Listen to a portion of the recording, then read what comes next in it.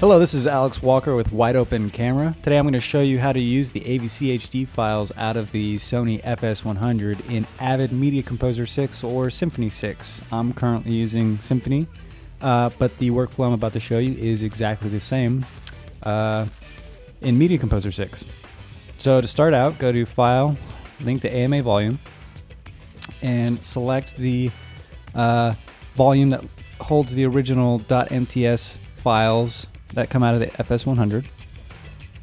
That's why it's important to copy over the entire contents of the SD card.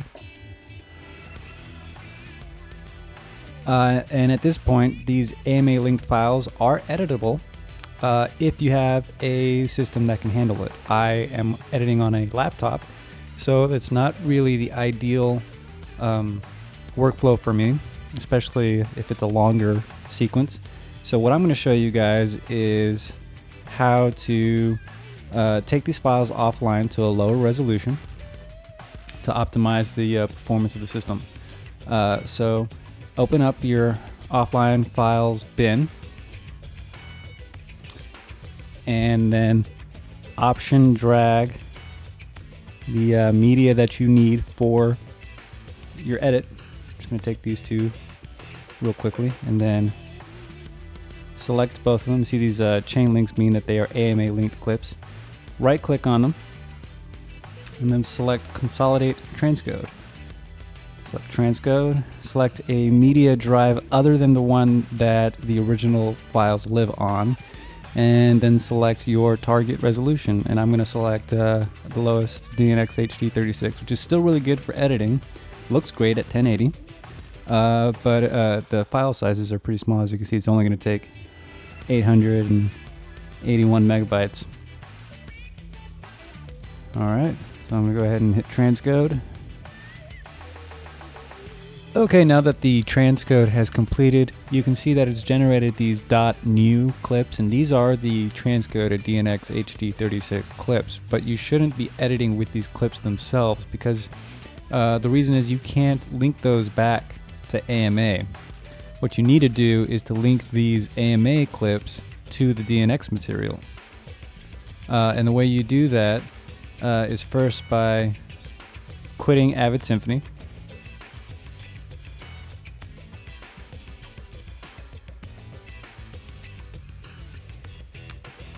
Launching Finder and ejecting the hard drive that contains the original AMA links material. In this case, it's this mobile C drive that I have. Relaunch Avid Symphony.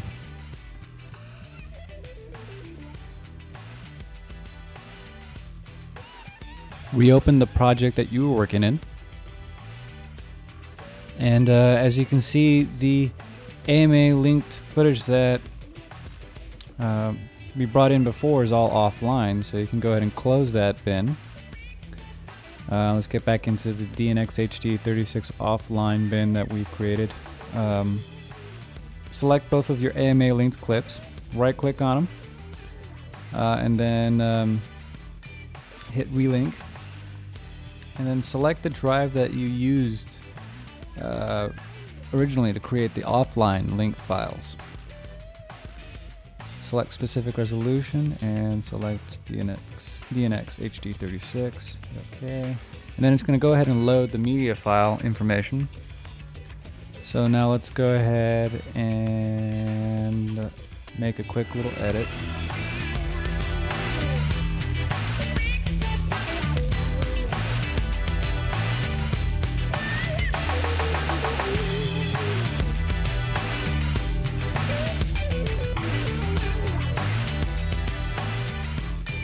Okay, now we've got a little sequence in our timeline. And let's say this is our final edit. We're going to want to open up our online sequence bin.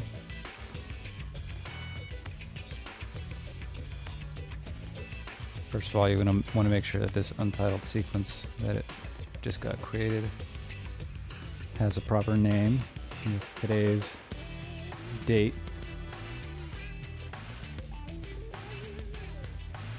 And that it lives in the proper folder.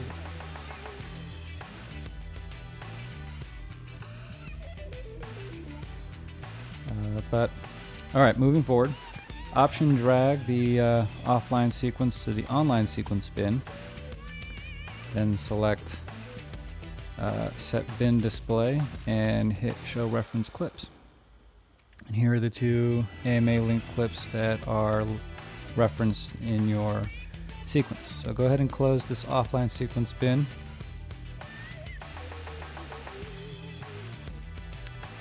And then eject the hard drive that contains the offline files. As you can see, the DNxHD 36 sequence is offline.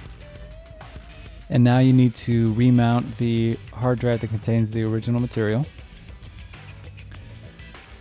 So to relink this offline sequence to the original AMA FS100 footage, all you have to do is go back to File and link back to that same volume that we linked to at the beginning of the tutorial.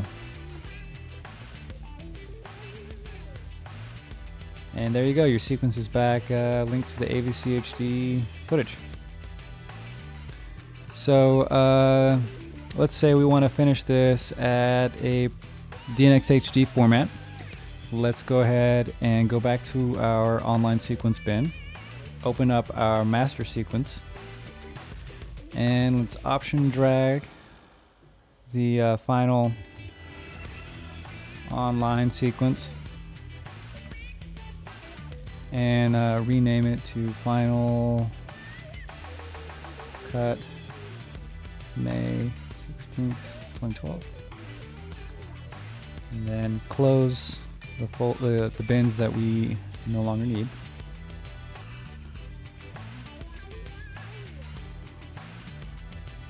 All you have to do is right click on the sequence and hit Consolidate Transcode and select a drive to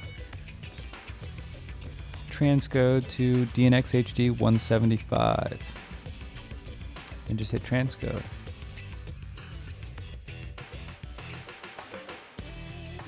Okay, and once again it's generated a new sequence and some of the .new clips, and it's okay to use these clips this time because this is our final step. At this point you don't really need to relink these back to the AMA because we do have duplicates of our older sequences.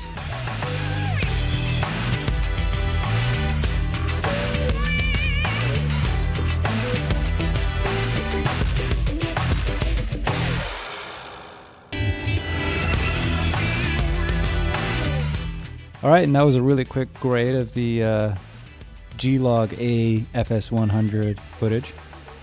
And at this point we can go ahead and send it to encoding, Sorenson Squeeze. Let's name this FS100 export. Auto launch the Sorenson Squeeze app, auto load the exported file, options. This should all be already correct.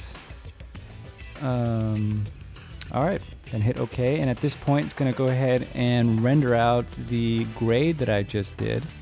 And once it's finished rendering out those color corrections, it automatically loads Sorenson Squeeze. And once you're in Sorenson Squeeze, for web delivery, I like to use the YouTube 1080 X264 preset. Just like for the Canon DSLR footage, I found that this preset really does a great job of maintaining the detail of the image. For the settings, I like to do a 2-pass constant bit rate at a rate of 12,000 kilobits per second with a preset of slow, which just means it takes a little bit longer and takes its time with it and does a little bit of a better job. And then for tuning, I like to select grain just because it seems to do a better job with the finer detail in the images. And for audio, you just have to make sure it's on 48 kilohertz. change the location, the destination of the output file, and hit squeeze it. And that's it. Remember, if you have a fast enough system, you could have bypassed all of the waiting that comes with transcoding and just edited natively through AMA. But the AVCHD material is still a little bit much for my laptop, so I've been transcoding for a very easy offline experience. Once again, just find the workflow that works for you, and hopefully this helps. If you have any questions, please comment. Thank you very much.